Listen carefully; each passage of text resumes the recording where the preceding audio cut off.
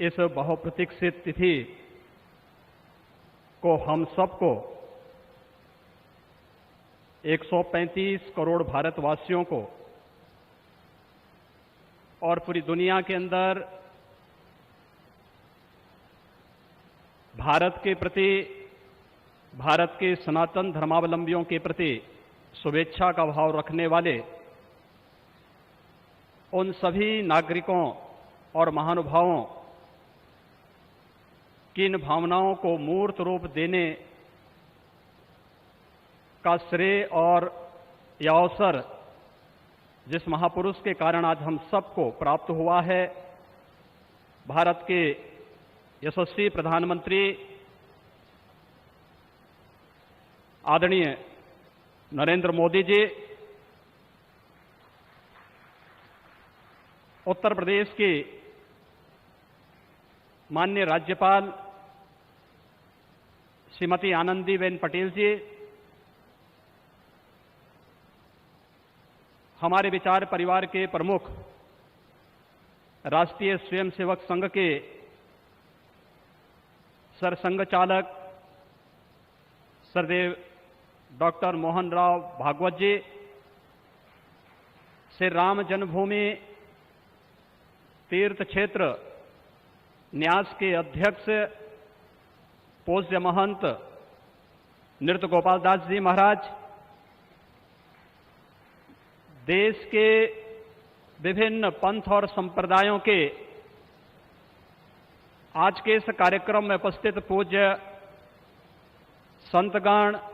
आचार्यगण, धर्माचार्यगण, श्री राम जन्मभूमि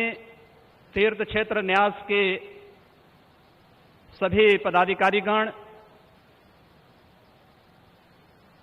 विचार परिवार समेत देश और दुनिया के कोने कोने में इस पूरे कार्यक्रम का साक्षात अनुभूति करने वाले सभी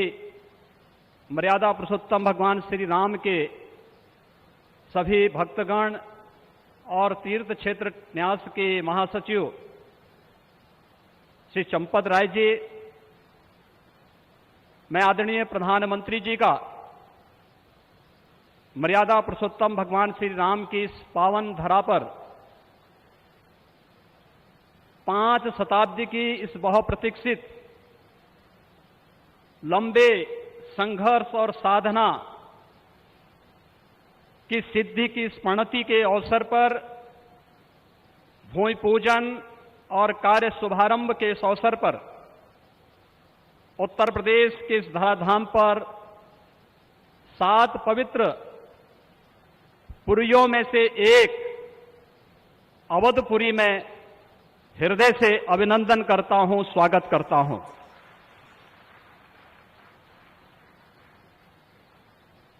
पांच 500 वर्षों का एक लंबा, बड़ा और कड़ा संघर्ष, साधना, लेकिन भारत के लोकतांत्रिक मूल्यों, भारत की न्यायपालिका और भारत की कार्यपालिका की ताकत शांतिपूर्ण ढंग से, लोकतांत्रिक पद्धति से और संविधान सम्मत तरीके से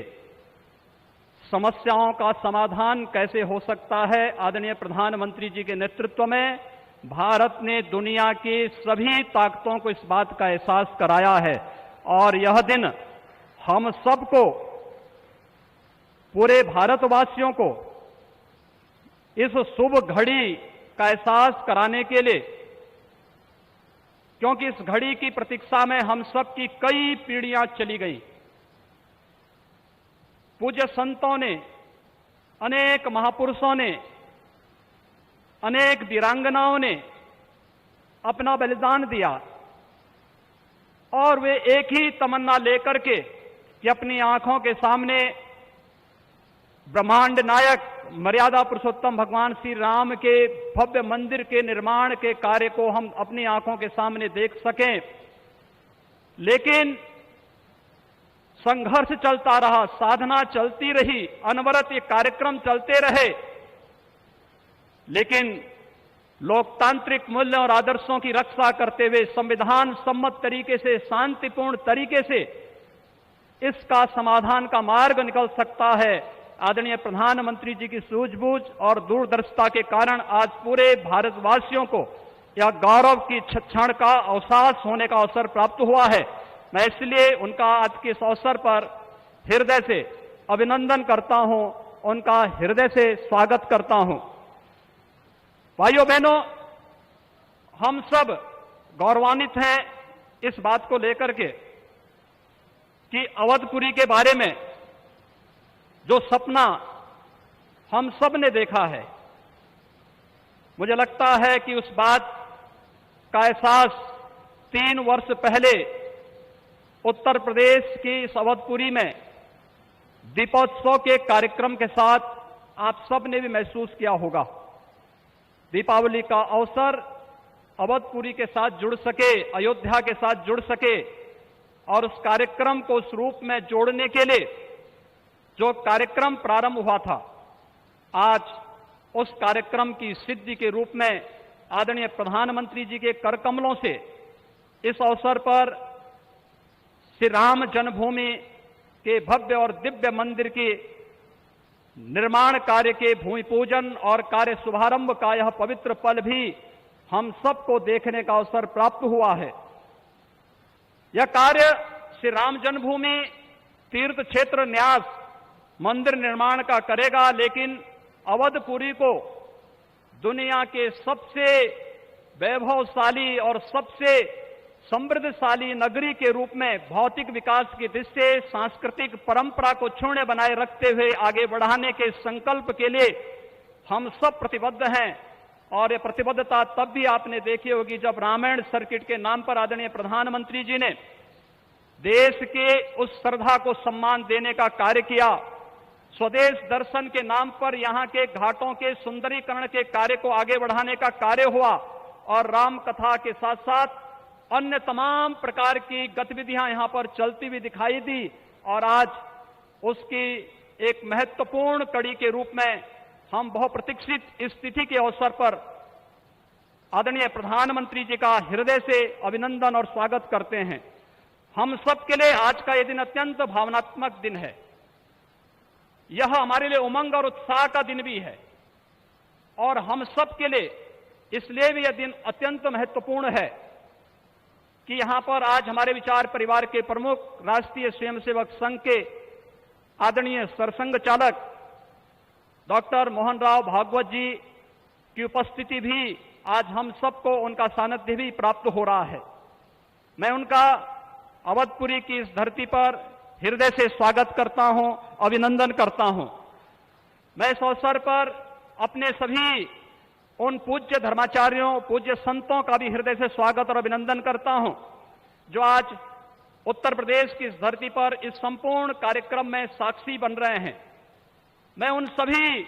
पूज्य संतों और महानुभावों का भी हृदय से स्वागत और अभिनंदन करता हूं जिनकी प्रत्यक्ष अनुभूति हम लोग यहां पर कर तो रहे हैं, लेकिन वे प्रत्यक्ष रूप से यहां पर इस कार्यक्रम में सहभागी नहीं बन पा रहे हैं क्योंकि वैश्विक महामारी कोरोना के खिलाफ जो लड़ाई देश की चल रही है, उस लड़ाई में हम सब ने उस प्रोटोकॉल का पालन करने के लिए जो गाइडलाइन भारत सरकार ने जारी की है,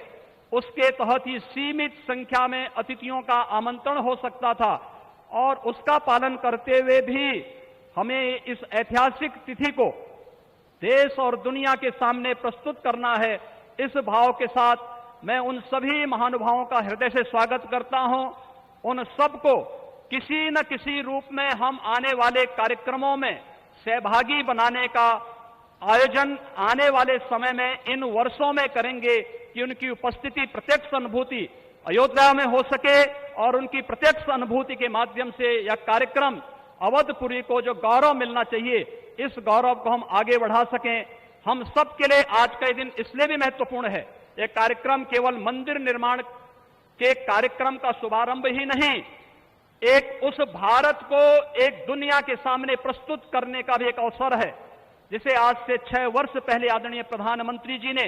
राम राज्य की उस अवधारणा को चरितार्थ करने के लिए आगे बढ़ाया था। जिसमें किसी के साथ न जाति के नाम पर, न क्षेत्र के नाम पर, न भाषा के नाम पर कोई भेदभाव नहीं, और सबका साथ, सबके विकास की भावना को चरितार्थ करते हुए जिस कार्यक्रम को 6 वर्ष पहले आगे बढ़ाया था, भगवान राम का यह भव्य और दिव्य मंदिर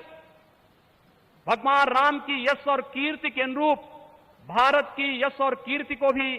देश और दुनिया के अंदर इसी रूप में आगे बढ़ाने का कार्य करेगा। इस विश्वास के साथ मैं एक बार फिर से आज के इस अवसर पर आदरणीय प्रधानमंत्री जी का, राष्ट्रीय स्वयंसेवक संघ के सरसंघ चालक जी का, अपने सभी माननीय अतिथियों का, पूज्य धर्माचार्यों का, संतगणों का, सभी महानुभावों का उत्तर प्रदेश की इस धरती पर, अवधपुरी की इस धरती पर हृदय से अभिनंदन करता हूं, स्वागत करता हूं। जय जय श्री राम। राष्ट्रीय स्वयंसेवक संघ के सरसंघ चालक डॉक्टर मोहन राव जी भागवत अपने उद्गार प्रस्तुत करेंगे।